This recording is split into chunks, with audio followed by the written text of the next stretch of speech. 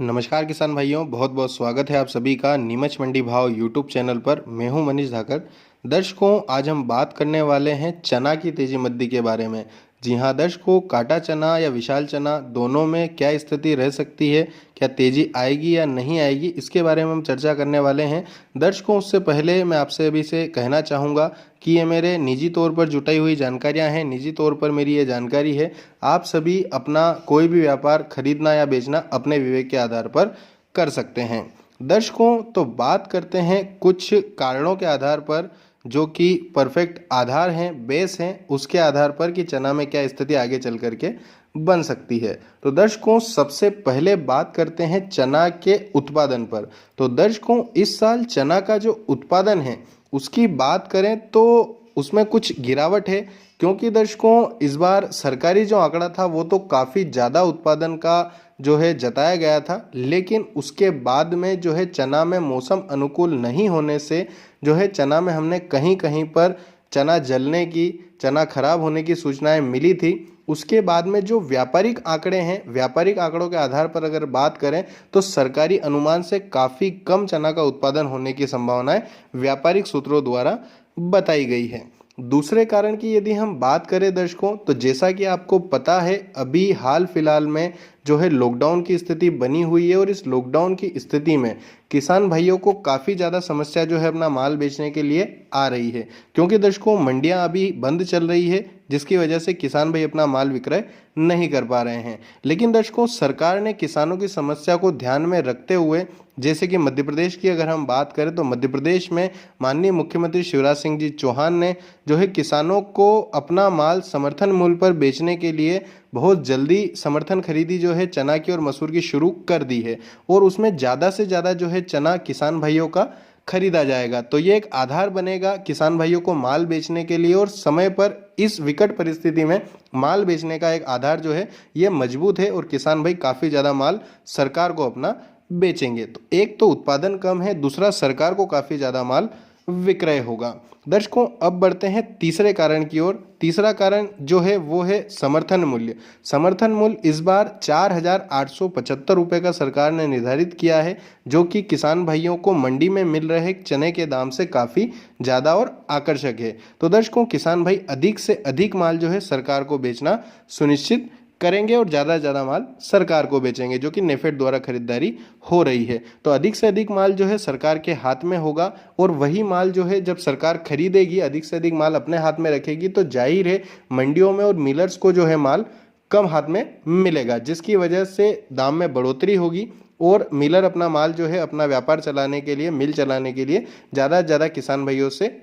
खरीदने की कोशिश करेंगे। तीसरे कारण की हम बात करें, जो सबसे मजबूत कारण मुझे लगता है वो ये है कि सरकार द्वारा इस पर समीक्षा की जा रही है कि चना का जो उन्होंने कोटा निर्धारित किया है पर किसान, मतलब प्रत्येक किसान से जितना चना लेना है उससे कोटा बढ़ाने की जो है समीक्षा की जा रही है, कि किस प्रकार से अधिक किसान भाइयों का चना समर्थन मूल्य पर खरीदा जाए। अगर दर्शकों जो सरकार की समीक्षा चल रही है ये अगर निर्धारित हो जाती है और प्रति किसान खरीदी का दायरा बढ़ जाता है, तो किसान भाइयों के पास जितना भी माल है वो लगभग सरकार के हाथों में होगा और सरकार उसे खरीद लेगी। तो दर्शकों, किसान भाइयों को एक समर्थन मूल्य का अच्छा लाभ भी मिल जाएगा और अधिक से अधिक चना का विक्रय भी हो जाएगा। उसके बाद में दर्शकों अगर बात करें चौथे कारण की, तो चौथा कारण जो है लॉकडाउन के समय में जो है सरकार ने गरीबी रेखा से नीचे जीवन यापन करने वालों को 1-1 किलो दाल देने का प्रावधान भी प्रति महीने 3 माह तक किया है, जिसमें भी काफ़ी ज़्यादा दाल की आवश्यकता सरकार को पड़ेगी, और सरकार जो है अपने पास से दाल जो है चना पड़ा हुआ है या फिर दाल खरीद करके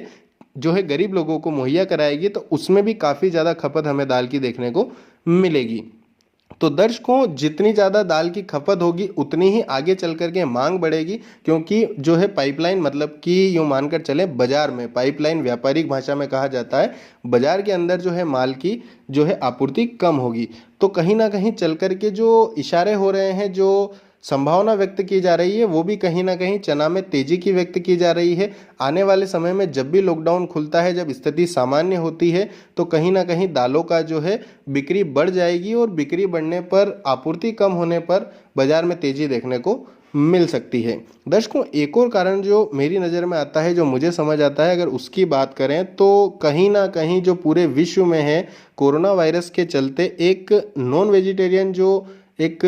हो चलता है, जो नॉन वेजिटेरियन लोग हैं वो कहीं ना कहीं शाकाहार की ओर रुख कर रहे हैं। और शाकाहार की अगर जो है बढ़ोतरी होती है, शाकाहारी लोग जो है बढ़ते हैं, तो कहीं ना कहीं दालों की खपत बढ़ेगी, सब्जियों की खपत भी बढ़ेगी, लेकिन कहीं ना कहीं दाल की खपत काफ़ी ज़्यादा अच्छी हो जाएगी। तो ये भी एक कारण बन सकता है चना में तेजी का। और दोस्तों, चना ही नहीं, सभी प्रकार की दालों में कहीं ना कहीं चल करके उठाव आ सकता है, बाजारों में अच्छी तेजी देखने को मिल सकती है। तो दर्शकों, ये चना पर हमारी ओर से एक समीक्षा थी, जो हमने जानकारी जुटा करके आप सभी को मुहैया कराई है। मुझे लगता है कि आप सभी को ये जानकारी पसंद आई होगी, और वाकई जो जानकारी हम आपको दे रहे हैं इससे आपका फायदा होगा। इसी उम्मीद के साथ में आपसे एक निवेदन है कि अधिक से अधिक संख्या में वीडियो को लाइक कीजिएगा और अधिक से अधिक किसान भाइयों को वीडियो शेयर भी कीजिएगा, जिससे अधिक से अधिक किसान भाई जो चना का उत्पादन करते हैं या किसी भी प्रकार की दाल का उत्पादन करते हैं, तो उन तक ये जानकारी पहुंच जाए, उन्हें एक राहत मिले कि चना में या फिर अन्य किसी दाल में तेजी बनने की संभावनाएं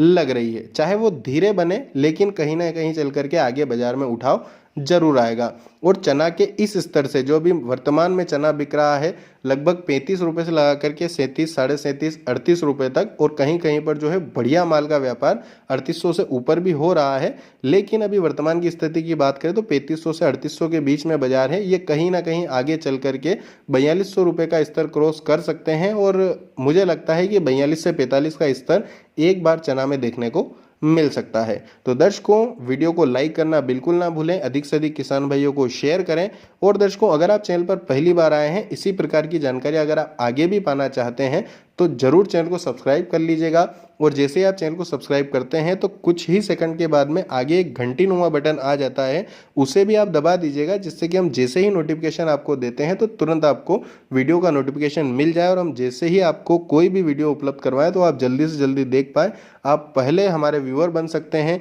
जैसे ही आपके पास नोटिफिकेशन आता है उस वीडियो को देख करके। धन्यवाद। जय जवान, जय किसान। नमस्कार।